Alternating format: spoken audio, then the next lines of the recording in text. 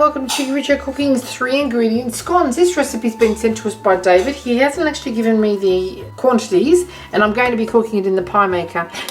All you need to do is get some self-raising flour, some salt, 1/4 teaspoon of salt. I've turned the pie maker on. I'm using the Sunbeam Pie Magic 4 and sour cream. That's it. The butter is simply to grease the pie maker, top and bottom. I won't be using the butter in the recipe, so it's not actually being counted. It's just a greasing medium, and we're just going to brush that with this when we get this ready. We'll be serving this with some soup. Now I'm just using sour cream here. If you use light sour cream or a runnier sour cream, you're going to find that you may need to use a little extra flour. So just mix this all together, don't over mix it, and then we're going to be popping it into our pie maker. So just carry on that till it's all mixed together. Okay, I'm just going to tip this out onto my silicone mat to put it all together because my bowl is not big enough, and then we're just going to pop it into our pie maker. So just push this all together. It comes together pretty well, and I'm not going to worry about rolling it out. I am just going to cut it off with a pastry cutter about the same diameter as what the pie maker is. We're going to cut these about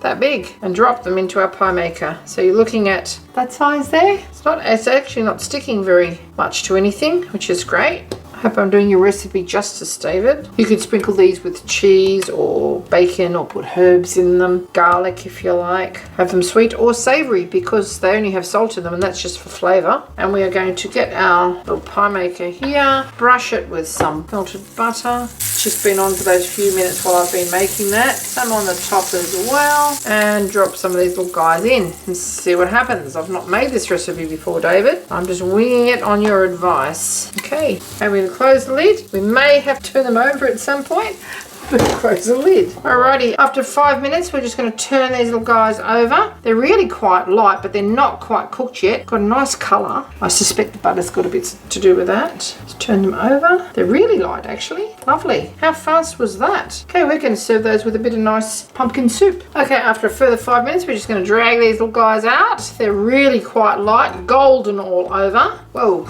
Very hot. Butter the mould and whoa, get some more in there. That's a bit small, that one. It's a kiddie size one. All right, another 5 minutes, please, Bob. Okay, David, how did we do? Did I do your recipe justice? We've just got a bit of pumpkin soup here, pumpkin pepper soup with a sprinkling of some spring onions on the top there. Well, there's a lot there. And we're going to cut one of these little guys open and see what they look like inside. Well, they're very, very hot. Richo's going to be having his with some grated cheese on the top of it because he just happens to like that with his soup. Really, really hot. Oh. Nice and light inside, as you can see. Very buttery, even though there's no butter in there. And we're just going to put a little bit of butter on top of that. And just a little bit of grated mozzarella cheese. And have it with our pumpkin soup. Hope you enjoyed this little cooking demonstration of David's 3 ingredient pie maker scones. Crispy.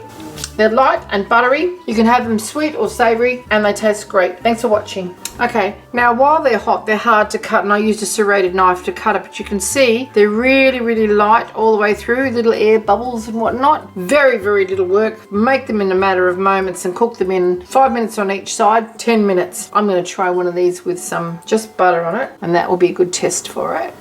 Very hot still. There's the butter melting there.